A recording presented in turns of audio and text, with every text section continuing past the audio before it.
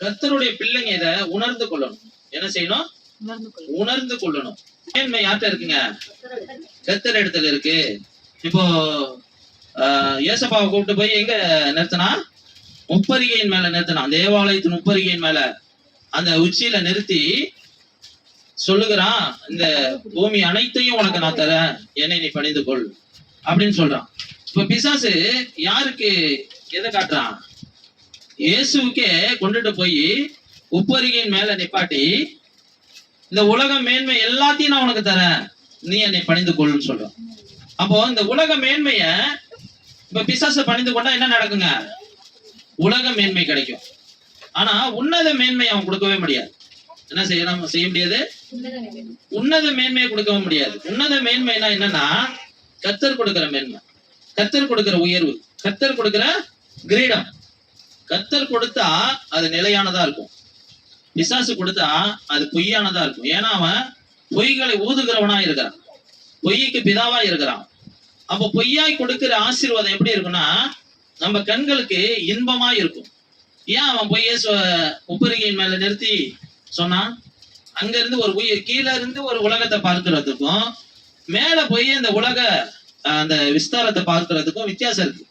ஒரு மாடியில நின்றுகிட்டு இங்க உள்ள சுத்தி உள்ள அத்தனை வீடுகளையும் அத்தனை வீடுகளின் மேன்மைகளையும் பார்க்கலாம். எவ்வளவு டிசைன் பண்ணி கட்டி இருக்கிறாங்க அப்படி எல்லாம் பார்க்கலாம். நம்ம ஊர் எப்படிப்பட்டதா இருக்குது. ரொம்ப உயரத்துல நின்று பார்த்தோம்னா நம்ம ஊருடைய பெருமைகள்லாம் தெரியும்.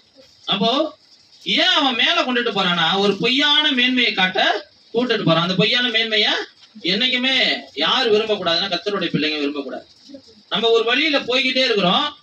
அந்த போய்கிட்டே இருக்கிற அந்த அனுபவம் எப்படின்னா, இதை தாண்டி போனோம்னா இந்த லாபம் வரும், இந்த லாபம் கிடைச்சதுன்னா இந்த காரியத்தை நம்ம செய்து முடிச்சிடலாம், இந்த வீடை கட்டி முடிச்சிடலாம்.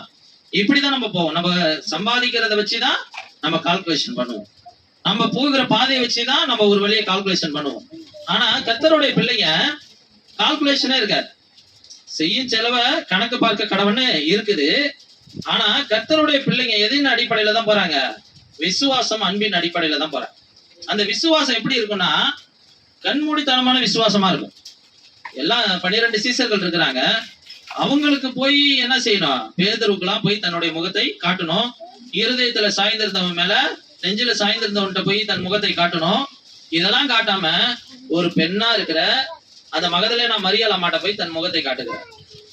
எப்படி காட்டுகிறாருன்னா, தன்னை பெரிய ரிச் மேனா காட்டிக்கல, தன்னை பெரிய ஐஸ்வர்யவானா காட்டிக்கல, பெரிய கோடீஸ்வரனா காட்டிக்கல, பெரிய ராஜாவா காட்டிக்கல, ராஜாதி ராஜாவா காட்டிக்கல. ஒரு வேலைக்காரனை போல, ஒரு அந்த தோட்டக்காரனை போல அந்த உருவத்தோட போய் காட்டுகிறார். ஆண்டவர் எப்படி இருப்பாருன்னா, நம்மளுக்கு எந்த சூழ்நிலையில எப்படிப்பட்ட நபர்களாய் நம்மளுக்கு காட்சி அளிக்கணுமோ அவர் அளிப்பார். நம்ம வாழ்க்கையில வெளிப்படுவார். நம்ம என்ன நினைச்சுக்கிறோம்னா, நம்ம இப்படிதான் வரும் ஐஸ்வர்யம், இப்படிதான் வரும் கனம், இப்படிதான் வரும் மேன்மைன்னு நினைச்சுக்கிறோம். இந்த இடத்துல யாரை குறித்து போட்டிருக்குன்னா, பார்வோன்ற ஒரு ராஜா சிறைச்சாலையில இருந்த யோசேப்புக்கு அப்படிப்பட்ட ஒரு அனுபவத்தை, ஒரு அதிகாரத்தை கொடுக்கிறார். உன்னை எகிப்தின் முழுமைக்கும் உன்னை அதிகாரி ஆக்கினேன் அப்படின்னு சொல்றான். அப்ப இவனுக்கு இந்த அதிகாரம் கிடைக்கிறதுக்கு முன்பாக இவன் வாழ்க்கை எப்படி இருந்தது? இந்த அதிகாரம் எதன் மூலியமா ஆண்டவர் இவனுக்கு கொடுத்தார்? இந்த மேன்மையை ஏன் அவனுக்கு கட்டளையிட்டார் அப்படின்னு பார்ப்போம். ஆதி ஃபர்ஸ்ட் வார்த்தை எழுதிங்க. உன்மேல் உள்ள தரிசனத்தின் நிமித்தம் எழுதிங்க. உன்மேல் உள்ள தரிசனத்தின் நிமித்தம் எல்லாராலும் பகைக்கப்படுவாயானால் நீயே கர்த்தர் தெரிந்து கொண்ட அந்த அதிகாரி, அந்த மேன்மைக்குரியவன். புரியுதுங்களா? நீ கர்த்தருடைய தரிசனம் உன் மேல இருக்குது. கர்த்தருடைய தரிசனம், திட்டம், கர்த்தருடைய வழி நடத்துதல், கர்த்தருடைய ஆலோசனை, கர்த்தருடைய அழைப்பு உன் மேல இருக்குதுன்னா, நீ எல்லாராலும் அந்த தரிசனத்தின் நிமித்தமா பகைக்கப்படுகிறாயானால் நீதான் அந்த மேன்மைக்குரியவன், நீதான் அந்த அதிகாரி. புரியுதுங்களா? அப்ப ஆண்டவர் உனக்கு அதிகாரத்துவத்தை எதன் அடிப்படையில கொடுக்கிறாருன்னா, உன்மேல் உள்ள திட்டத்தின் நிமித்தமா கொடுக்கிறார். நீ எதன் அடிப்படையில நீ எல்லாராலும் பகைக்கப்படுகிறாய் என்பதை நீ உணர்ந்து கொள்ள வேண்டும். கர்த்தர் சில பேரு சபைக்கு ஈஸியா வந்துருவாங்க, சில பேரால வரவே முடியாது. தெரியுங்களா? சில பேர் இப்போ இங்க சபை நடக்குது, இந்த சபை நடக்கிற இந்த வீட்டுல உள்ளவங்க எப்படி இருப்பாங்க? ஈஸியா வந்துருவாங்க. ஆனா நம்ம பக்கத்து வீட்டுல இருந்தாலும் பக்கத்துல இருந்து இங்க கிளம்பி வர்றதுக்கு ஈஸியா வர முடியாது.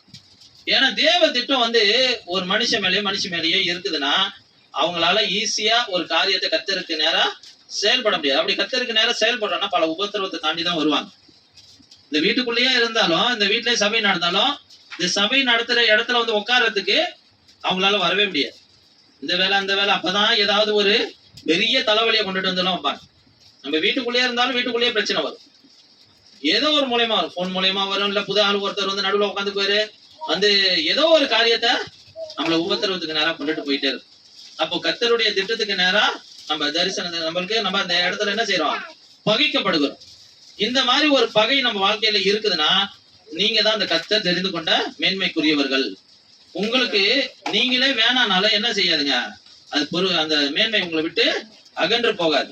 நீங்க எது வரைக்கும் அது மாதிரி இருக்கும் அப்படின்னா, யோசேப்பு ஃபர்ஸ்ட் என்ன செய்யப்படுறான், ஃபர்ஸ்ட் ஒரு அவங்க தகப்பனால ஒரு மெச்சி கொள்ளப்படுகிற அனுபவத்துல இருந்தாலும் 12 பிள்ளைகள், அந்த 12 பிள்ளைகள்ல யோசேப்பு மேல மட்டும் ரொம்ப பிரியமா இருக்கிற தகப்பன் அவனுக்கு பல வர்ணமான அங்கேய செய்து கொடுக்கிறார். கூப்பிட்டு அவனுக்கு 17 வயசு ஆகும் போது கூப்பிட்டு தன் தகப்பன் வந்து தன் பிள்ளைகளை அண்ணன் தம்பிங்களை போய் பார்த்து நலம் விசாரிச்சுட்டு ஆகாரம் கொடுத்துட்டு வாப்பான்னு சொல்லி அனுப்பி விடுறாங்க. அவன் போன இடத்துல அவங்க பேசுறாங்க. அப்ப அவன் கண்ட தரிசனத்தையும் சொப்பனத்தையும் அவன் சொல்றான். அது நிமித்தமா பகைக்கப்படுகிறான். படிங்க அத, ஆதியாகமம் 37:8 படிங்க. அப்பொழுது அவன் சகோதரர் அவனை பார்த்து நீ எங்கள் மேல் பண்ணுவாயோ நீ எங்களை ஆளப் போகிறாயோ என்று சொல்லி அவனை அவன் சொப்பனங்களின் நிமித்தமும் அவன் வார்த்தைகளின் நிமித்தமும் இன்னும் அதிகமாய் பகைத்தார்கள். இப்போ கர்த்தருடைய திட்டம் நம்ம மேல இருக்குது அப்படின்னா 100% இப்படிதான் பகை உண்டாகுமான்னு கேட்டா இப்படிதான் பகை உண்டாகாது. நம்ம அண்ணன் தம்பிங்க ஆட்டோமேட்டிக்கா நம்ம கூட பிறந்தவங்க நம்ம வீட்டுல உள்ளவங்களே நம்மள வெறுப்பாங்க. நம்மளும் என்ன செய்வோம், ஏன் இப்போ தேவையில்லாம இவங்க சண்டை போடுறாங்க, ஏன் நம்மள இவங்க வெறுக்கிறாங்க, என்ன காரணம், நம்ம உண்மையை தானே சொன்னோம் அப்படின்னு நம்ம யோசிப்போம். ஆனா கர்த்தர் வந்து எப்படி நடத்துகிறார் என்பதை நம்ம அறியணும்னா வேதத்தை நன்கு வாசிக்கும் போதுதான் நம்மளால அறிந்து கொள்ள முடியும். யோசேப்புக்கு அப்படி நடந்ததுன்னா நம்மளுக்கு நடக்கும், ஆபிரகாமுக்கு நடந்ததுன்னா நம்மளுக்கு நடக்கும், ஏசப்பாவுக்கு அப்படி நடந்ததுன்னா நம்மளுக்கு நடக்கும். ஆனா எதுவுமே நம்மளை சேதப்படுத்தாது. இல்லையா? ஏன்னா நம்மளை சேதப்படுத்துகிற எல்லா சேதமும் யாரு மேல வாங்கிக்கிட்டாரு, இயேசு கிறிஸ்து தன்னுடைய சரீரத்துல நம்மளுக்காக பிற்கப்பட ஒப்பு கொடுத்திருக்கிறார். இன்னைக்கு நம்ம என்ன செய்யறோம்னா இந்த யோசேப்பை போல நம்ம எல்லாராலும் பகைக்கப்படுகிறோம். ஃபர்ஸ்ட் குடும்ப உறவுகளால பகைக்கப்படுகிறோம். அவன் பகைச்சு என்ன செஞ்சுட்டான், அடுத்தது தாய் தந்தை பகைக்கிறாங்க பாருங்க. அடுத்த வசனம் படிக்கல, அது 10வது வசனம். இதை அவன் தன் தகப்பனுக்கு தன் சகோதரனுக்கும் சொன்னபோது அவன் தகப்பன் அவனை பார்த்து நீ கண்ட இந்த சொப்பனம் என்ன, நானும் உன் தாயாரும் உன் சகோதரரும் தலை மட்டும் குனிந்து உன்னை வணங்க வேண்டுமோ என்று அவனை கடிந்து கொண்டான். அவன் சகோதரர் அவன் மேல் பொறாமை கொண்டார்கள். அவன் தகப்பனோ அவன் சொப்பனத்தை அவன் சொன்னதை மனதிலே வைத்துக் கொண்டான். அல்லேலூயா. இப்போ நம்ம வாழ்க்கையில எதை யாரெல்லாம் பகைக்கிறா பாருங்களேன். ஒரு தாய் தந்தை பகைக்கிறாங்க, ஒரு அண்ணன் தம்பிங்க பகைக்கிறாங்கன்னா உலகத்தான் எவ்வளவு பகைப்பான். ஆண்டவர் அறியாதவன் எப்படி பகைப்பான். ஆண்டவருடைய வார்த்தையே அவன் சொன்னதுக்கே அவன் பகைக்கப்படுகிறானா அவன் எவ்வளவு வேதனைப்பட்டிருப்பான். ஆண்டவர் நம்ம கூட நம்மளுக்கு கத்துக் கொடுத்ததே அப்பாதான், நம்மளுக்கு கத்துக் கொடுத்ததே அப்பாதான். ஆனா அந்த அப்பாவே வந்து நம்மளை கடிந்து கொள்ளுகிறாரு. ஆனா அவங்க அப்பா மட்டும் என்ன செய்யறாருங்க, தன் மனதிலே வைத்துக் கொண்டான்னு சொல்லுது வேதம். இன்னைக்கு நம்ம வாழ்க்கையில உள்ள தரிசனம் சொப்பனம், நம்ம வாழ்க்கையில உள்ள தேவ திட்டம், இதை ஒருவன் அறிந்து கொண்டு அதற்கு நேரம் செயல்படும். இப்ப இவனுக்கு ஏன் தான் இந்த உபத்திரவம், நீங்களே சொல்லுங்க, ஏன் இந்த உபத்திரவம்? இப்ப நான் சொன்னதுல இருந்து நீங்க சொல்லுங்க. இந்த உபத்திரவத்துக்கு காரணம் இவன் சொப்பனத்தின் நிமித்தம், அவன் வார்த்தை நிமித்தம். எங்க எதை யாருக்கிட்ட எப்படி சொல்லணும்னு இருக்கு. தேவ திட்டம் தான். ஆனா அவங்க அப்பா என்ன செய்யறான், மனதிலே வைத்துக் கொள்ளுதான். அவங்க அப்பா என்ன செய்யறான், 10வது வசனம் என்ன போட்டிருக்கு, 29வது வசனம் என்ன போட்டிருக்கு, 10வது வசனமா 11 படிங்க. அவன் சகோதரர் அவன் மேல் பொறாமை ஆமா, கொண்டார்கள். இந்த நேரத்துல சகோதரர் பொறாமை கொள்கிறாங்க. அவன் தகப்பனோ அவன் சொன்னதை மனதிலே வைத்துக் கொண்டான்.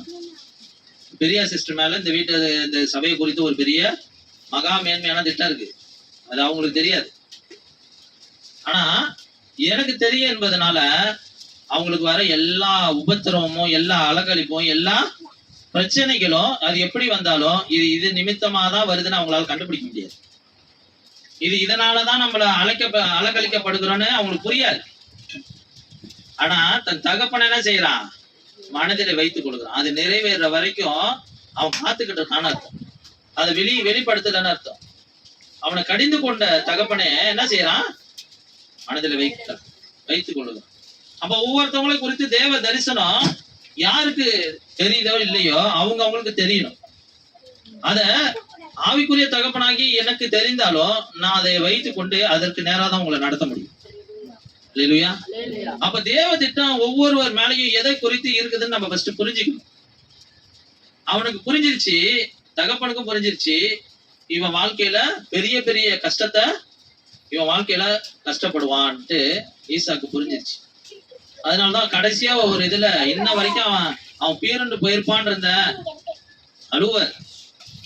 அவன் தம்பி இப்ப கேக்குறீங்க, நான் இன்னும் அவன் அண்ணனையே நான் பாக்கல, அவன் எங்கேயோ பீரண்டு போயிட்டானா என்னன்னு எனக்கு தெரியல. அது ஒரு முடிஞ்ச மாதிரியே பேச மாட்டார் ஈசாக்கு. இப்ப நம்ம வாழ்க்கையில இருக்கிற தேவ திட்டம் எது முக்கியமோ இல்லையோ, தேவ திட்டம் முக்கியம். தேவனுடைய திட்டத்தையும் தேவ தரிசனத்தையும் நிமித்தமா உங்க வாழ்க்கையில அலக்கழிப்பு உண்டாகுதுன்னா, நீங்க அந்த அலக்கழிப்புல இருந்து விடுதலை ஆகும்னு நினைச்சீங்கன்னா உங்களை நீங்களே விடுவித்துக் கொள்ள முடியாது. சங்கீதம் அவர் தேசத்திலே பஞ்சத்தை வருவித்து ஆகாரம் என்னும் ஆதரவு கோலை முற்றிலும் உரித்தார். தம்பிகளா பேசாதீங்க. அவர்களுக்கு முன்னாலே புருஷனை அனுப்பினார். யோசேப்பு சிறையாக விற்கப்பட்டான்.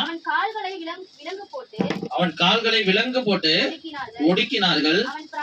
அவன் பிராணன் இரும்பில் அடைக்கப்பட்டிருந்தது. கர்த்தர் சொன்ன வார்த்தை நிறைவேறும் அளவும் அவருடைய வசனம் அவனை புடமிட்டது. எது வரைக்கும் புடமிட்டுச்சுங்க? அவன் கால்கள் விலங்கு போட்டு போட்டிருந்தாங்களாம். அவன் பிராணன், உயிர், எல்லா உயிரும் எங்க இருக்குங்க? ரத்தத்துல இருக்குன்னு வேதத்தின்படி. இவனுடைய பிராணன் மட்டும் எங்க அடைப்பட்டு இருக்குங்க? இரும்பு கம்பியில அடைப்பட்டிருக்கு. அப்போ நம்ம வாழ்க்கையில ஒரு தேவ திட்டம் நிறைந்தவன் இப்படிப்பட்ட பாதையில போகணுமா அப்படின்னா அதுதான் கர்த்தர் நடத்துற பாதை. அந்த வசனம் என்ன செய்யுங்க? புடமிட்டுச்சான். அவன் வாழ்க்கையில அந்த வசனம் நிறைவேற வரைக்கும் கர்த்தர் சொன்ன வார்த்தை நிறைவேறும் அளவும் அவருடைய வசனம். ஆமா, இந்த புடமிட்டதுன்னா என்னத்தை குறிக்குது சொல்லுங்க? புடமிட்டதுன்னா என்னத்தை குறிக்குது? பொண்ணை குறிக்குது. பொண்ணை என்ன செய்வாங்க? உருக்கிக்கிட்டே இருப்பாங்க. அது தன்னுடைய எல்லா கழிவையும் அதுல நீக்கி எடுத்து சுத்த பொண்ணா விலங்கு செய்யற வரைக்கும் அது நல்ல உருக்கப்பட்டுக்கிட்டே இருக்கும். இப்ப நம்ம வாழ்க்கையில எதற்காக இந்த உபத்திரவம், எதற்காக இந்த பாடுகள், எதற்காக இந்த கவலை, வேதனை? நம்ம ஜீவன் உள்ளவரை தானே தேடுறோம். ஏன் கவலைப்பட்டுக்கிட்டே இருக்கிறோம்? நம்ம உயிர் இப்படிப்பட்ட இரும்புல அடைக்கப்பட்டிருக்கிறதுக்கு சமமா இருக்குது. அவன் கேட்கணும்ல, கால் ஒரு தேவ திட்டம், ராஜாவா இருக்க வேண்டியவன், அவன் கால் அடைப்பட்டிருக்கு. எதை போட்டு? விலங்கு போட்டிருக்கிறான். ஒரு தப்பு அறியாதவனுக்கு அந்த விலங்கு போட்டா, தப்பு செஞ்சு நம்ம ஒருத்தவனுக்கு விலங்கு போட்டா ரைட்டு. அப்போ அவனுடைய இருதயம் எப்படிப்பட்ட வேதனைக்குள்ள இருந்திருக்கும். ஆனா அவனை ரட்சித்துக் கொள்ள திராணியற்றவனை அவன் வாழ்க்கைக்கு நேரா போகும்போது கர்த்தர் அவனை எடுத்து பயன்படுத்தக்கூடிய காலங்கள் வந்துருச்சு. இதுக்கு மேல என்னால முடியாது ஆண்டவரே, என்ன வேற வழியும் கிடையாது ஏசப்பா, நான் இனிமேலும் உங்க பாதத்திலே அமர்ந்திருக்கேன் ஏசப்பா. நம்ம என்ன நினைச்சுக்கிறோம்னா, பாதத்திலேயே அமர்ந்திருக்கிற அனுபவத்தை சாதாரணமா நினைச்சுக்கிறோம். ஜெபத்தெல்லாம் என்ன செய்யறோம்? சாதாரணமா நினைச்சுக்கிறோம். நீங்க ஜெபம் பண்ணி ஒரு காரியத்தை செய்து பாருங்களேன். தேவ சமூகத்துல உங்களை புடமிட ஒப்பு கொடுத்து பாருங்களேன். நீங்க முழங்கால நின்று உங்களை நீங்க சுத்திகரித்து பாருங்களா. எவ்வளவு பாவங்கள் ஒண்ணா சொல்லி பாருங்களா அப்படியே. ஏன்னா தன் பாவங்களை மறைக்கிறவன் வாழ்வடைய மாட்டான், அவைகளை அறிக்கை செய்து விட்டு விடுகிறவனும் தேவனுடைய இரக்கத்தை பெறுவான். ஆண்டவருடைய இரக்கத்தை பெறக்கூடிய ஒரு காரியம் தான் என்னதுங்க? பாவத்தை அறிக்கை பண்ணி விட்டு விடுகிற அனுபவம். அப்ப பாவம் நம்மளுக்குள்ள உண்டு இல்லைன்னு யாரு சொல்லலாம், யாரு சொல்ல முடியாதுன்னா, தேவ சமூகத்துல அறிக்கையிட்டு தன்னை சுத்திகரித்துக் கொள்ளுகிறவன் தனக்குள்ள பாவம் இல்லைன்னு சொல்லலாம். ஆனா நம்ம எப்படி ஜெபம் ஏறெடுக்கிறோம்னா, சாதாரணமா ஜெபத்தை ஏறெடுத்துறோம்.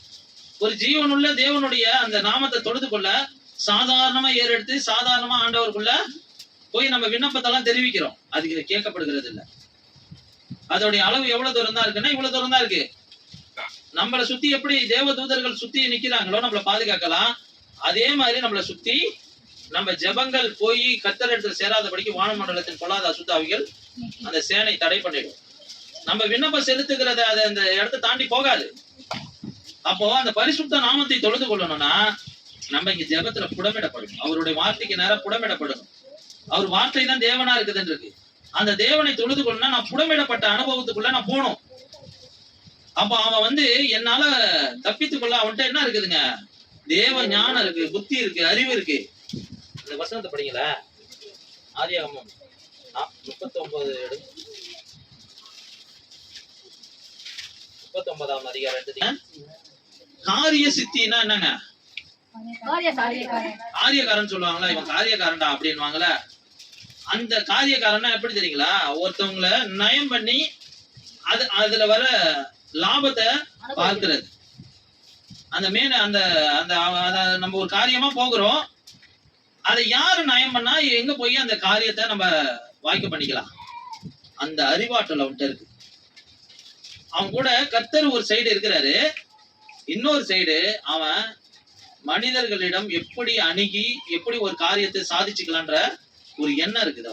அவனுக்குள்ள அந்த அறிவாற்றல் இருக்கு, அந்த புத்தி இருக்கு, அந்த காரிய சித்தி உள்ள சிந்தனைகள் நிறைய இருக்கு. ஆனா இதெல்லாம் ஒன்றுமே இல்லைன்னு சொல்ற அளவுக்கு அவனை இதுதான் புடமெடுக்கிற அனுபவம். கர்த்தர் சொன்ன வார்த்தை அவன் வாழ்க்கையில நிறைவேறுகிற காரியம் எப்பதான் நிறைவேறுச்சு, அந்த வார்த்தையை அவனை அவர் சொன்ன வார்த்தை நிறைவேறும் மூலமா அவனை புடமிட்டது. ஏன் புடமிடணும், உன்னை ஏன் சுத்திகரிக்க சொல்லுகிறாரு, ஏன் உன் வாழ்க்கையில அந்த நன்மை வேணான்ட்டு உன் சிந்தனை ஃபர்ஸ்ட் நிறுத்தணும். சிந்திச்சுக்கிட்டே இருக்கிற ஒரு ஆற்றல் உள்ளவனை சீக்கிரம் நிறுத்த முடியாது. ஆனா யோசேப்பு கடைசி வரைக்கும் சிந்திக்கிறான் பாருங்க. பானை பாத்திரக்காரன் சுயம்பாக்கி ஜெயிலுக்குள்ள இருக்கிறான், அந்த சிறைச்சாலையில. அவங்க ஒரு சொப்பனம் காண்கிறாங்க. அப்ப அவங்க சொப்பனத்துக்கும் அவன் ஆன்சர் சொல்லிட்டு அங்கேயும் ஒரு காரியத்தை செய்கிறான். என்ன செய்யறான், நீங்க என் மேல தயவு வைத்து நான் ஒரு குற்றமும் செய்யலன்னு சொல்லி ராஜாட்ட சொல்லி இதை எடுத்துருங்க, நீ நல்ல நிலைமைக்கு வரும்போது அப்படின்னு சொல்றான்.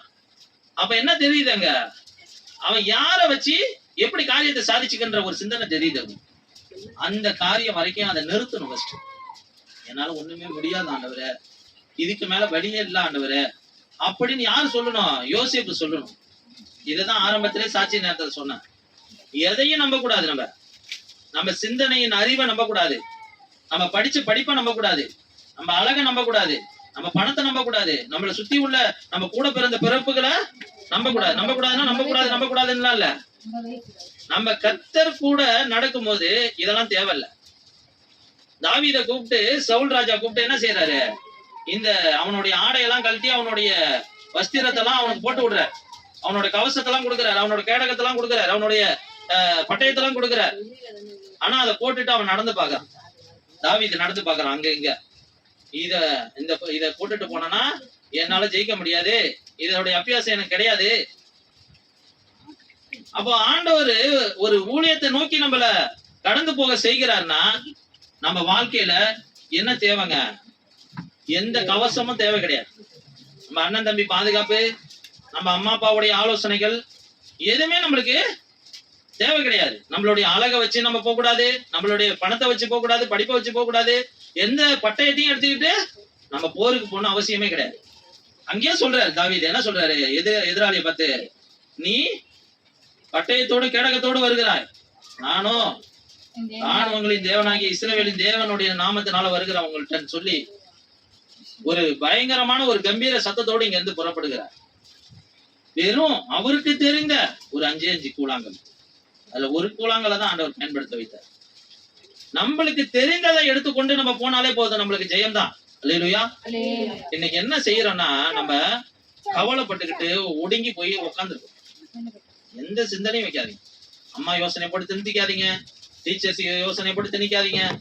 உங்களுக்கு என்ன தனிப்பட்ட முறையில ஆலோசனை கொடுக்கிறாரு ஒரு காரியத்துல, நீங்க தேவ சமூகத்துல உட்கார்ந்து என்ன சிந்திக்கிறீங்க, அந்த சின்னோண்ட கூழாங்கல்ல எடுத்துட்டு போங்க. நீங்க சிந்திக்கிற சிந்தனை அற்பமானதா இருந்தாலும் அது உங்க பார்வைக்கு அற்பமா இருக்கும், மற்றவர்கள் பார்வைக்கு அற்பமா இருக்கும். ஆனா அந்த சின்னோண்டு கூழாங்கல்ல நீங்க எடுத்துட்டு போகும்போது காரியத்தை ஜெயமாய் வாய்க்கு பண்ணலாம். இன்னைக்கு யோசேப்பு கிட்ட இருந்த ஒரு பெரிய குவாலிட்டி என்னன்னா, அவன் காரிய சித்தி உள்ளவனா இருக்கிறான். அவனை எதற்காக ஆண்டவர் 13 வருஷமா புடமிட்டார்னா, அவனை அந்த காரிய சித்தின்ற அந்த சிந்தனை அவனை விட்டு அகன்றிருக்கும். உங்களுடைய புத்தி ஆற்றலை, உங்களுடைய தனிப்பட்ட ஞானத்தை, அறிவை, உங்களுடைய அனுபவங்கள் எல்லாம் எங்க கொண்டு போய் செயல்படுத்தக்கூடாது, உங்க வாழ்க்கைக்கு நேரம் செயல்படுத்தக்கூடாது. அதெல்லாம் தேவைதான், தேவையில்லைன்னு சொல்லல, அது தேவைதான். ஆனா அழகு தேவைதான், பணம் தேவைதான், எக்ஸசைஸ் பண்ணி நம்ம ஆரோக்கியமா நம்ம உடம்பை மெயின்டைன் பண்ற தேவைதான், நம்ம குடும்பத்தை பராமரிக்கிற அந்த கட்டுப்பாடுகள் தேவைதான், நம்ம வீடு இப்படி இருக்கணும் அப்படி இருக்கணும் நம்ம டிசைனிங் மைண்ட் எல்லாம் தேவைதான். எல்லாத்துக்கும் மேல உங்களுடைய வளர்ச்சி எங்க இருக்குதுன்னா, கர்த்தருடைய சமூகத்துல நீங்க முழங்கால நிற்கிறதுலதான். இவனை நிக்க வைக்கிறார் பாருங்க. அந்த சுயம்பாகி பானபாத்திரக்காரனுக்கு கொடுத்த அந்த கனவினால, அந்த கனவுக்கு கொடுத்த அர்த்தத்தை சொன்னதுனால அவன் பெரிய அதிகாரத்துவத்துல போய் திருப்பி உட்காந்துட்டான். ராஜாவுக்கு திருப்பியும் பாத்திரம் கொடுக்குற அந்த பானபாத்திர இடத்துல உட்காந்துட்டான். ஆனா அவன் அதை தன்னை மறந்து அப்படியே இருந்துட்டான். அதற்கப்புறம் யோசேப்பு என்ன செய்யறாரு, அப்படியே ரெஸ்ட் எடுக்கிறார். இதுக்கு மேல எனக்கு வழியே இல்ல, வாய்ப்பே கிடையாதுன்னு சொல்லி உள்ளே ரெஸ்ட் எடுக்கிறார். இப்ப நீங்களும் நானும் எப்படிப்பட்ட அனுபவத்துல காணப்படுகிறோம்னா, நம்மளுடைய சிந்தனையில இதை செய்யலாமா, அதை செய்யலாமா, இதை செய்யலாமா, அதை செய்யலாமான்னு சொல்லி புலம்பி தவித்து கொண்டே இருக்கிறோம். முழங்கால நின்னு பாருங்க, ஏசப்பாவுடைய சமூகத்துல காத்திருந்து பாருங்க. காத்திருந்து காத்திருந்து காத்திருந்து கழுகுகளை போலதான் பலன் அடைவீங்கன்னு இந்த ஜீவனுள்ள தேவனுடைய வார்த்தை சொல்லுது. காத்திருந்து கழுகு போல பலன் அடைகிற அனுபவம். கழுகு என்ன செய்யுங்க, 30 வயசு வரைக்கும் 40 வயசு வரைக்கும் அவரு நல்ல அவருடைய பலத்துல பறந்துகிட்டே இருக்கிறார். 40 வயசுக்கு மேல உடம்பு முடியாத கண்டிஷன் வரும்போது ஒரு மலை உச்சியில போய் உட்காந்துக்குமா, தன்னுடைய இறக்கெல்லாம் அதுவே பிடுங்கி போடுமா, தன்னுடைய அந்த மூக்கு அந்த ஷார்ப்பெல்லாம் அதுவே உடைச்சி அதுக்கு ஒரு புது மேனி உண்டாகிற வரைக்கும் அது தன்னை காத்திருக்கும். திருப்பி அதோட இறகெல்லாம் புதுசா வளர்ற வரைக்கும் எதுவுமே சாப்பிடாதான், அப்படியே உட்காந்துருக்கும். திருப்பி அது நல்ல இறகெல்லாம் முளைச்சு சீக்கிரத்துல அது ஒரு புது உருவம் எடுக்கும் போது அதற்கப்புறம் ஒரு 30 வருஷ காலம் உயிர் வாழக்கூடிய அளவுக்கு நல்ல எப்படி இளமையில இருந்துச்சு அதே மாதிரி ஒரு முதுமையிலேயே அது பறக்கக்கூடிய அனுபவத்துல உள்ளதான் கழுகு. அது மாதிரி ஏசப்பாக்குள்ள காத்திருக்கிற அனுபவம் எதை குறிக்குதுன்னா, நீ முதிர் வயதா இருந்தாலும் இளமையில எப்படி நீ கர்த்தருக்காக ஓடுனியோ அதே போல முதிர் வயதான காலத்திலும் ஓடக்கூடிய பலனை கொடுக்கிற அனுபவம் தான் கர்த்தருடைய தேவ சமூகத்தின் அனுபவம். நீ எந்த அனுபவத்தை விரும்புவ, உலக அனுபவத்தை விரும்புவியா இல்ல கர்த்தர் கொடுக்கிற தேவ சமூகத்தின் அனுபவத்தை விரும்புவியான்றதான் இங்க கேள்வி. இங்க யோசேப்புடைய வாழ்க்கை ஏன் புடமிடப்படணும் அப்படின்னா, யோசேப்பு சிறு வயதுல இருந்து நல்லவன் தானே, அவரு தானே ஆண்டவர் தானே கனவு சொப்பனத்தை காண்பித்தாரு. இவன் இந்த வார்த்தை நிமித்தமா இவன் பகைக்கப்படும்னா, அந்த வார்த்தையை போய் சொல்றது எல்லாத்துக்கிட்டையும். கர்த்தர் ஒரு கனவை ஆண்டவர் கொடுத்திருக்காரு, யாருக்காக கொடுத்திருக்கிறாரு, யோசேப்புக்காக தான் கொடுத்திருக்கிறார். மற்றவர்களை குறித்து போய் இவங்களை எச்சரிப்பான்னு கொடுத்திருந்தா பரவாயில்ல, அந்த மாதிரி கொடுக்காம தன்னை குறித்து வச்சிருக்கிற ஒரு தரிசனம். இதை எடுத்துட்டு போய் எங்க சொல்லக்கூடாது, மற்றவர்கள் இடத்தெல்லாம் பறைச்சாற்றக்கூடாது. அந்த காலங்கள் வரும்போது நிச்சயமா ஆண்டவர் இவர்கள் எல்லாரையும் என் காலு கீழே கொண்டுட்டு வந்து ஒரு நாள் விழ வைப்பார். அதுக்காக தான் இந்த கனவு காட்டியிருக்கிறாரு. இதை போய் அவங்கள்ட்ட சொன்னா எரிஞ்சு விழுந்துருவாங்க, நம்ம சொல்லக்கூடாதுன்ற ஒரு உணர்வு இல்லை. இந்த காரிய சித்தி உள்ள சிந்தனை உள்ளவங்க என்ன செஞ்சுவாங்கன்னா, மற்றவர்களை மறைமுகமா குத்தக்கூடிய அனுபவத்துக்கு வந்துடும். தெரியுதுங்களா? எவனாச்சும் நம்மள்ட்ட ரொம்ப பெருமையா நான் பாத்தியா நான் கார் வச்சிருக்கிறேன் அப்படின்னு சொல்லிட்டா, அவன் எதற்கு நான் அதை விட மேன்மையான கார்ல போனோம், காலங்கள் வரும்போது அவனுக்கு கார் எல்லாம் கிடைச்சிச்சு, அதை விட மேன்மையான கார் கிடைச்சிச்சுன்னா அவன்கிட்ட கொண்டு போய் நிறுத்தி இதோட விலை 20 லட்சம்டா, அந்த பெருமைக்குரிய காரியத்தை அவன்கிட்ட சொல்லாம இவங்க திரும்ப மாட்டாங்க. அப்ப அந்த சிந்தனைகள் எல்லாம் உடைக்கணும், எல்லாமே புடப்பட்டு அகற்றணும். நம்ம இருந்து அசுத்த சிந்தனைகள் எல்லாம் விட்டு அகற்றணும். கர்த்தர் யாருக்கு கிருபை அளிப்பாரு, தாழ்மை உள்ளவர்களுக்கு தான் கிருபை அளிப்பார். தாழ்மைக்கு மேன்மைக்கு முன்பாக என்ன இருக்குதுங்க, தாழ்மை இருக்கு. தாழ்மை எங்க கர்த்தர் சமூகத்துல எவன் தாழ்த்தப்படுகிறானோ அவனே உயர்த்தப்படுகிறான். இப்ப நீங்களும் நானும் இன்னைக்கு ஒரு மேன்மைக்கு நேரா போக போறோம். நம்ம வாழ்க்கையில இருக்கிற எல்லா ஹெட்வெயிட் எனக்கு எப்ப திருமணம் ஆனிச்சு தெரியுங்களா? திருமண காரியங்கள் எப்ப ஒழுங்குபடுத்தப்பட்டுச்சு எனக்கு அப்படின்னா, என் வாழ்க்கையில இருக்கிற எல்லா விஷயத்தையும், என்னுடைய எல்லா தலகணமா இருக்கிற எல்லா விஷயத்தையும் நான் எழுதுனேன், லிஸ்ட் போட்டு எழுதுனேன். நான் எங்கெங்கெல்லாம் மைனஸ் பண்றேன்ட்டு ஆண்டவருக்கும் எனக்கும் உள்ள தொடர்புல நான் எங்கெல்லாம் மைனஸ் பண்றேன்னு ஃபர்ஸ்ட் எழுதுனேன். என் திருமண வாழ்க்கைக்கு சீக்கிரம் நடந்த ஒரு காரியத்தை நான் சொல்றேன் சாட்சியம். அந்த மைனஸ் எல்லாம் எழுதி, இது எனக்கும் என் ஆண்டவருக்கும் விரோதமா இவ்வளவு பாவம் எனக்குள்ள, நான் கர்த்தருடைய பிள்ளையா இருந்தாலும், நான் ஊழியம் செய்தாலும் எனக்குள்ள இவ்வளவு பாவம் இருக்குது, இவ்வளோ ஆண்டவருக்கு பிரியமற்ற தலகணம் நிறைந்த பாவங்கள் இருக்கு, இதை முற்றிலுமா நான் அகற்றி போட்டுடணும். நான் ஒண்ணுமே இல்ல ஆண்டவரேன்னு அப்பதான் நான் முடிவு எடுத்தேன். நான் ஒண்ணுமே இல்ல ஆண்டவரே, நான் என்னைக்கோ செத்துருப்பேன், என்னைக்கோ ஒன்றும் இல்லாம போயிருப்பேன், அன்னைக்கு காப்பாத்தி என்னை கூப்பிட்டு வச்சிருக்கீங்கன்னா இந்த ஜீவன் வந்து உங்களுக்காக தான் வாழணுமே தவிர இது எனக்காக அப்படின்ற ஒரு இடத்துல இருக்கவே கூடாது. எனக்கு திருமணம் அமையணும்னு சித்தம் தேவ திட்டம் இருந்துச்சுன்னா எனக்கு அமைத்து கொடுங்க, இல்லைன்னா உங்களுக்காக நான் வாழ்ந்து முடிக்கிற ஆண்டவரே நான் முடிவு எடுத்தேன். உடனே ஒரு மாசம்தான் என் திருமண காரியம். ஒரே மாசத்துல பொண்ணு பார்த்து அடுத்த 1 மாசம் தான் நினைக்கிறேன், 6 மாசம் கிடையாது, 2 மாசம் தான் அதிகபட்சமான டைம் என் திருமணம் ஒழுங்கு பண்ணப்பட்டு முடிஞ்சிருச்சு. கர்த்தர் வந்து எப்படி நம்மள பார்க்கிறார்னா, தலகணம் நிறைந்தவனா, நம்மளுக்கே தெரியாம நிறைய தலகணம் இருக்குது, நம்மளுக்கே தெரியாம ஆண்டவருக்கு நம்மளுக்கு விரோதமான அநேக பாவங்கள் இருக்குது. நம்மளால எது இது என்னதுன்னு நம்மளால சொல்ல முடியல. தேவ சமூகத்துல முட்டி போட்டு, எசப்பா நான் உங்களுக்கு எனக்கும் உள்ள தொடர்புல என்னென்னலாம் டிஸ்டர்பன்ஸ் இருக்குதோ அதை எழுத போறேன் ஆண்டவரே, அதுல எனக்கு நீங்க என்னுடைய பாவங்கள்லாம் சுட்டி காட்டுங்க, உமக்கு பிரியமில்ல காரியங்கள்லாம் சுட்டி காட்டுங்க, இந்த கல்யாணம் நடக்காத தடையா இருக்கிற காரியங்கள்லாம் சுட்டி காட்டுங்க, என் எதிர்பார்ப்பு நான் உமக்கென்று வாழ்றேனா இல்ல எனக்கென்று வாழ்றேனான்னு எனக்கு சுட்டி காட்டுங்க. அதெல்லாம் ஒண்ணு எழுதி அப்படியே ஒரு பிராக்டிக்ஸ் ஃபாலோ பண்ண. இது தப்பு ஆண்டவரே, மன்னிச்சிருங்க ஆண்டவரேன்னு நான் ஒன்றுமே இல்லைன்னு நான் ஒரு முற்றுப்புள்ளி வச்சேன் என் வாழ்க்கைக்கு. என் இருதயத்தின்படி ஆண்டவரு நான் அவன் கூட இருக்கிறான்னு சொல்லி அவரு என்னை மேன்மைப்படுத்து. ஹல்லேலூயா. அதுதான் மகிமை உள்ள வாழ்க்கை. இதுதான் ஆண்டவர் எதிர்பார்க்கிறார். இந்த வார்த்தையை தான் ஆண்டவர் சொல்றாரு, உன் மேல் உள்ள தரிசனம். அவன் எது நிமித்தமா பகைக்கப்படுகிறான்? தரிசனத்தின் நிமித்தமாவும், தரிசனத்தை சொல்லக்கூடாத இடத்துல சொன்னதுனால பகைக்கப்படுகிறான். அப்ப நம்மளுக்கிட்ட இருக்கிற சில அன்வான்டான சிந்தனை, சில ஆண்டவருக்கு பெரியமற்ற சிந்தனைகளை அகற்றி போடுங்க உங்க வாழ்க்கையில இருந்து. உங்க வாழ்க்கையில இருக்கிற களிம்பெல்லாம் நீக்கி போடுங்க. வெள்ளி நின்று களிம்பை நீக்கிவிடு, அப்பொழுது தட்டானால் நல்ல உடைமை பிறக்கும்னு இருக்கு. வெள்ளி நின்று நம்ம களிம்பை நீக்கி விடணும். உங்களை வந்து ஆண்டவர் ஒரு பொன்னாய் வைத்திருக்கிற அந்த பூமியில உங்களுடைய விசுவாசம் மேலோங்கி இருக்கு ஆண்டவர்கிட்ட. ஆனா உங்களுக்குள்ள உங்களை மேன்மைப்படுத்தாதபடிக்கு உங்களுடைய காரியமே தடையா இருக்கு. சின்ன சின்ன மிஸ்டேக் தான், நீங்க வேணுங்கனே செய்யல, அது சும்மா விளையாட்டுக்கு செய்கிற காரியம், அது உங்க பெரிய ஆசீர்வாதத்தை சீர்கெடுத்து. சாதாரணமா அற்பமாய் நீங்க நினைச்சு செய்கிற காரியம், அது எவ்வளவு பெரிய காரியமா இருந்தாலும் தூக்கி போட்டுருங்க. இந்த வயசுக்கு நம்ம இந்த காரியத்துக்கு இது தேவையில்ல, தூக்கி போட்டுருங்க. அது எவ்வளவு பெரிய மேன்மையா இருந்தாலும் சரி, எவ்வளவு பெரிய லாபமா இருந்தாலும் சரி, எவ்வளவு பெரிய இன்பமா இருந்தாலும் சரி, கர்த்தர் நிமித்தம் நீ தூக்கி போடுறது எதுவோ அதோடைய பலன் ரெட்டிப்பா இல்ல 1000 மடங்கு ஆசீர்வாதத்தை நீ அனுபவிக்கலாம். ஹல்லேலூயா. அப்போ கர்த்தருக்காக தூக்கி போடக்கூடிய அனுபவத்துல நீங்களும் நானும் காணப்படணும்னு ஆண்டவர் விரும்புகிறார். கடைசி வார்த்தை சொல்லி முடிச்சிருக்கேன் சின்னதா.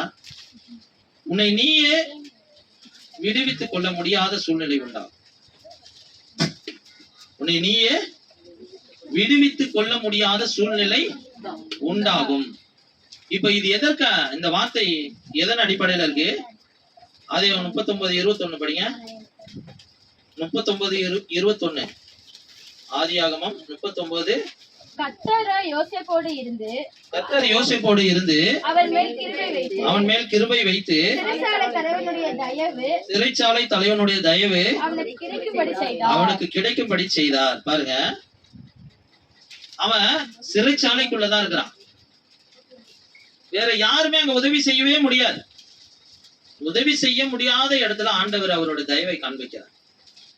இன்னைக்கு சிறைச்சாலையின் அனுபவம் நம்ம வாழ்க்கையில தொடருதுன்னா என்ன, நம்மளால ஒண்ணுமே செய்ய முடியலையே, நம்ம குடும்பம் எப்படா விருத்தி அடையும், நம்ம குடும்பம் எப்படா மேன்மை அடையும்?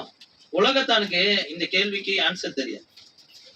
ஆனா ஆண்டவருடைய பிள்ளைங்களுக்கு தெரிய வேண்டிய விஷயம் என்னன்னா, சிறைச்சாலையின் அனுபவத்துல இருந்து என் குடும்பம் எப்ப விருத்தி அடையும் அப்படின்னா, ஆண்டவருக்கு பிரியமா என் குடும்பம் மாறும்போது ஆட்டோமேட்டிக்கா விருத்தி அடையும். புது வழிவாசலை, இந்த பூமிக்குரிய வழிவாசல் எங்க இருந்து வருங்க? பூமியில இருந்து வரும். ஆனா ஆண்டவர் அப்படி திறக்க மாட்டார். நம்மளுக்கு வானத்தின் வாசல் திறக்கும். தேவ பிள்ளைகளுக்கு ஒரு பாதை எங்க இருந்து தெரியும்னா புதுசா தெரியும். என்ட்ரன்ஸே எங்க இருக்கும்? மேலோங்கி இருக்கும், அது கீழோங்கி இருக்காது. நீங்க எங்க பாத்துட்டு இருப்பீங்க? உலக பிள்ளைகள் எல்லாம் கீழோக்கி பாத்துட்டு இருப்பாங்க. ஆனா தேவ பிள்ளைகளுக்கு எங்க இருந்து வரும்? புது வழிவாசல் எங்க இருந்தா வரும். ஆனா எப்பதான் வரும்? சிறைச்சாலையின் அனுபவத்துக்குள்ள நீங்க போகும்போது என்ன இதுல கத்துக்கொள்றான் யோசேப்பு அப்படின்னா, தன்னுடைய வாழ்க்கையில இனிமேல் என்னை விடுவிக்க யாரும் இல்ல கர்த்தரை தவிர, இந்த அனுபவத்தை கற்றுக்கொள்கிறான். அப்போ அந்த சிறைச்சாலையின் அனுபவம் வருவதற்கு முன்பாகவே என் வாழ்க்கை விருத்தி அடையலன்னு ஒரு காரியம் வரும்போது நம்ம என்ன செஞ்சிருந்தோங்க? நம்ம ஓட்டத்தை கொஞ்சம் நிறுத்திடணும். கொஞ்சம் இல்ல, முற்றிலுமா ஸ்டாப் பண்ணிடணும். முற்றிலுமா ஸ்டாப் பண்ணி தேவ சமூகத்துல காத்து கிடக்கிற ஒரு சூழ்நிலைக்கு நேரம் நம்ம இருதயத்தை வைத்துக் கொள்ள வேண்டும். நம்மள தாழ்த்தும் போதுதான் நம்மளுடைய வாழ்க்கை விருத்தி அடைய காரியத்தை காண முடியும். நம்மள பரிசுத்தப்படுத்தி ஆண்டவருடைய அந்த வார்த்தைக்கு நேரம் விட்டு கொடுக்கும் போதுதான் நம்ம விருத்தி அடைவ நம்மளால பார்க்க முடியும். நீங்க நினைச்சுக்கீங்க படிப்பை வச்சு இந்த வேலைக்கு போலாம், அப்படியெல்லாம் இல்ல. ஆண்டவர் உங்களை பெருசா மேன்மையாக்க நினைச்சிட்டாருன்னா அங்க படிப்பு கிடையாது, ஒண்ணும் கிடையாது. ஆண்டவர் மேன்மைப்படுத்த முடிவு பண்ணிட்டா படிப்பை வச்செல்லாம் மேன்மைப்படுத்த மாட்டாருங்க. உங்களுடைய அனுபவத்தை வச்சு மேன்மைப்படுத்த மாட்டாரு. சிறைச்சாலையில இருக்கிறவனுக்கு என்ன அனுபவம் தெரியும்? ஒரு கைதிக்கு என்ன அனுபவம் தெரியும்? பார்வோன் எதை கண்டுங்க அந்த அதிகாரத்தை கொடுத்தான்? பார்வோன் எதை கண்டு கொடுத்தான்? அவன் பார்வோன் கொடுக்கல, கர்த்தர் கொடுத்தார். அல்லேலூயா. கர்த்தர் எதை வச்சு கொடுத்திருக்கிறாரு? அவனுக்கும் ஒரு பிராக்டிஸ் கொடுத்தாரு. 13 வருஷம் தன் அண்ணன் தம்பிகளால குழியில தள்ளப்பட்ட ஒரு அனுபவத்தை கத்து கொடுத்தார். அதை எப்படி ஹேண்டில் பண்ணி மேல வரணும்னு கத்து கொடுத்தார். அங்க இருந்து ஒருத்தவன்ட்ட போய் அடிமையா இருந்து எப்படி வேலை செஞ்சு அங்க மேல வரணும்னு கத்து கொடுத்தார். அங்க தேவையில்லாத குற்றச்சாட்டு சுமந்தா அங்க அதை எப்படி ஹேண்டில் பண்ணணும்ன்றத கத்து கொடுத்தார். சிறைச்சாலையில போய் சிறைச்சாலையோடைய எல்லா கைதிகளுடைய காரியத்தையும் கத்து கொடுத்தார். அங்கேயும் ஒரு சிறைச்சாலையில ஒரு பெரிய வார்டனா கொண்டு போய் வைத்தார். சிறைச்சாலையை விட்டு புறப்பட செய்கிறார். எப்படி புறப்பட செய்கிறார்னா, ஒரு மேன்மையான பாதையில புறப்பட செய்கிறார். அவன்கிட்ட படிப்பு இல்ல, பதவி ராஜாங்கத்துல வேலை செய்த கீழே கூட ஒரு ஹெல்ப்பரா வேலை செஞ்ச அனுபவம் கிடையாது. ஆனா ஒரு பெரிய ராஜாங்கத்தையே நடத்தக்கூடிய ஒரு அனுபவத்தை அவன்கிட்ட கொடுக்குறார். ராஜாங்க மேன்மையே கொடுக்கிற அளவுக்கு அவன் தகுதி உள்ளவனா, அவன்கிட்ட கொடுக்கலாமா அப்படின்னு அந்த ராஜா கொஞ்சம் கூட யோசிக்கல. அவன்கிட்ட இருக்கிற ஒரே ஒரு தகுதியை தான் பார்த்தார். என்ன தகுதியை பார்த்தாருங்க? அந்த வசனத்தை எடுத்தவங்க படிங்க. என்ன தகுதியை பார்த்தாரு? 40:38 படிங்க அப்படியே. தேவ ஆவியை பெற்ற மனுஷன். இந்த உலகத்துல நீங்க மேன்மை அடைவதற்கு இரண்டாவது வழியை எங்க வச்சிருக்கிறாரு? உன் படிப்புல வைக்கல, உன் பதவியில வைக்கல, உன் அனுபவத்துல வைக்கல, உன்னுடைய அழகுல வைக்கல, உன்னுடைய பணத்துல வைக்கல. எல்லாத்தையும் தாண்டி தேவ ஆவியை பெற்றுக் கொள்வதில் வைத்திருக்கிறார். உன்னை போல தேவ ஆவியை பெற்றவன் ஒருவனும் உண்டோ? எவனுமே இல்ல இந்த பூமியில அப்படின்னு பார்வன் பார்த்தான். அவன் சிறைச்சாலை கைதியா பார்க்கல, அவன் என்ன குற்றத்துக்காக சிறைச்சாலைக்கு வந்தான்னு பார்க்கல, அவன் என்ன படிச்சிருக்கிறான்னு பார்க்கல, எந்த அனுபவசாலின்னு பார்க்கல, எதையுமே பார்க்கல. ஆண்டவர் எப்படிதான் வழிவாசல் வச்சிருப்பாரு? பரலோக வாசல் விளையாடி வச்சிருப்பாரு. வானத்தின் வாசல் விளையாடி தான் வச்சிருப்பாரு. மேலோங்கிதான் நம்மளுடைய எல்லாமே காணப்படும். உங்களுக்கு வச்சிருக்கிற கனமும் அந்த மேன்மையும் இந்த பூமியில யாருக்குமே வச்சிடல. ஏன்னா யோசேப்பு ஒரு ஸ்பெஷல். யோசேப்பு எப்படிப்பட்ட இடத்துக்கு வந்துட்டான்? யோசேப்பு கிடைத்த அவனை இந்த கிரீடத்துக்கு கொண்டு போய் வச்சுட்டார். ஒரு பெரிய அதிகாரத்தை கொடுத்துட்டவனே, அதனால அவனுக்கு வந்த பலன் என்ன தெரியுங்களா? கிரீட மேன்மை உண்டானுச்சு அவனுக்கு. அதிகார பவர். எப்படிப்பட்ட பவர்னா, தன் கையாவது காலையாவது உன் வார்த்தை இல்லாம அசைக்க கூடாது. 44வது வசனம் படிங்களா.